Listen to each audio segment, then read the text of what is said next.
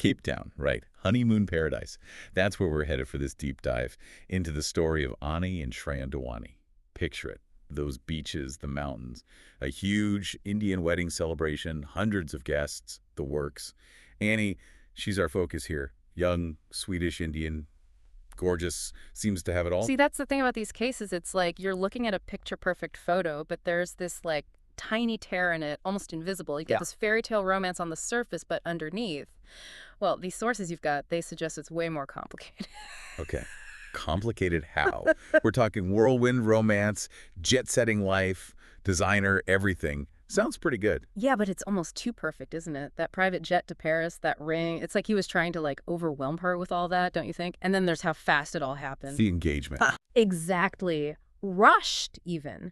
And you have to understand, in Indian culture, the whole arranged marriage versus love marriage thing, it's a big deal. Family approval isn't just, like, a bonus. It's everything. And it sounds like Anni felt that pressure, for sure. Oh, absolutely. It's like she's trying to balance what she wants with what everyone expects of her. Even before the wedding, there are these little things Annie's dad and cousin noticed about Shrien that are, well, worrying. Like what did they see? Her dad, for instance, he talks about Shrien's demeanor around Anni, how he seemed cold, distant, especially when they were alone, almost like he was putting on an act when other people are around, you know? Yeah, that's chilly, to say the least.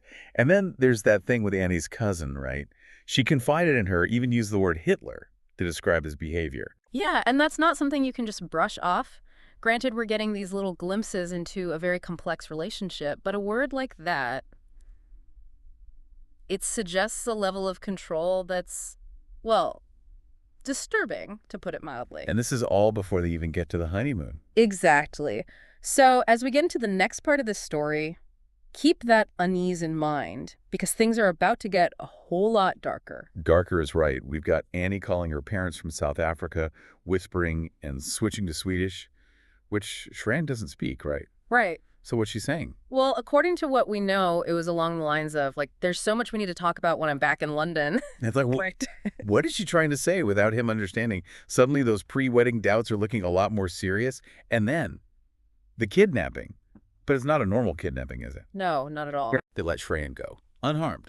Why? Even the police initially, they were baffled. It just didn't fit with the usual carjacking scenario. Why kill Annie but not Shrien if you just want the money, the car? It makes no sense. It's a huge red flag. Yeah. Huge. And then the story goes, takes another left turn. This hotel worker, Monde Mbolombo, he comes forward, and suddenly we're not talking about a random act anymore. We're talking about a hit. Orchestrated, if you believe the story, by Shrien. And this is where those earlier suspicions, the things Anni said, they become so important. Because the prosecution, they really grabbed onto these text messages she sent to her cousin, messages about how unhappy she was. I want to cry myself to death, that kind of thing. Wow. So if she was deeply unhappy, if she did want out of the marriage, well, it definitely changes how you see Shrien's possible motives. Okay, but let's talk actual evidence here. What did they have besides her being unhappy? We're talking murder trial. Right. So they presented CCTV footage, phone records, witness testimonies. They were really trying to build this case that it was all planned out in advance. Their argument was Shrien, he meets with the taxi driver, Zola Tongo, at the airport and basically hires him to make it all happen. And then there's that footage of them at the hotel, right? After Annie's death. The prosecution, they said that was Shrien paying Tongo. Exactly. And remember how Shrien looks up at the security camera, almost like he just realized, oh, we're being recorded. They used that too, said it showed he was trying to be sneaky, trying to cover his tracks. They even pointed to footage of them talking outside right after they arrived, said they were discussing the murder plot. Man. And then the whole thing explodes. The stuff about Shrien's double life. Male escort, those clubs, online dating profiles, like he was living a whole other life nobody knew about. And imagine how Annie's family felt. This wasn't just a tragedy for them, it was a betrayal. They thought they were marrying their daughter into this good family, and then this all comes out. The grief, the anger, it's just unimaginable. It's a lot. So now we've got all this evidence, but it's mostly circumstantial, right? Plus, we've got the motive, maybe, in a family that wants justice. But could this really have been premeditated murder? Or did everyone just get caught up in the story and misinterpret things? That is the million-dollar question, isn't it? It's what makes this case so fascinating. So let's get into that courtroom. Because the trial itself, it's a whole other roller coaster. So we're here, in the courtroom, grieving family, tons of evidence, and Shrien right in the middle of it all. You'd think open and shut, right? You'd think so, but that's not how this goes. The trial, it became this whole thing. Conflicting stories, shocking stuff coming out, legal maneuvering. The prosecution, they really went after Shrien's personal life, used his sexuality as this big motive. Which, I mean, come on, just because someone's gay doesn't make them a murderer, right? Exactly, and the judge shut that down pretty quick. He was like, nope, that's irrelevant. We're sticking to facts, things that tie Shrien to the actual crime. And a lot of those facts were riding on the taxi driver, right? Zola Tongo. He's the one saying Shrien hired him for this hit. He is, but remember all those inconsistencies we talked about?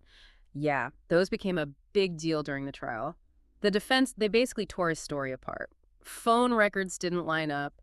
Then there were these wild stories about Shrien just casually talking about the murder, like right in front of Annie. Like that time at the restaurant, right? Yeah. With her right there at the table. Yeah. Or that other time, Tongo said Shrien hung back to tell him the murder had to happen that night specifically, but the footage, it shows him going in first and never leaving Annie's side. Every time the prosecution tried to make a point, the defense had a comeback. And usually it was backed up by something solid, like footage or records. Exactly. And then, just to make things even more complicated, tragedy strikes again. The guy who supposedly pulled the trigger, the gunman, dies in prison before he can even give his side of the story. No chance to back up Tongo or say he was lying. Nope. And that brings up this whole reasonable doubt idea, which is huge in any trial, but especially this one. Break that down for us. For those of us who haven't served on a jury, what does that actually mean? Think of it like a puzzle. To convict someone, the jury needs to see the whole picture, all the pieces fit. If there are gaps, things missing, pieces that don't quite make sense, that's reasonable doubt. Doesn't mean the person's innocent, but it means there's not enough to lock them up, for sure. And in this case, the judge basically said Tongo's story had too many holes in it for the puzzle to be complete. Right. And it wasn't just one piece for them. It was the whole foundation of their case. Once he started looking shaky, the whole thing started to crumble. So what happened? What's the verdict? Shrien, acquitted of all charges. Like that.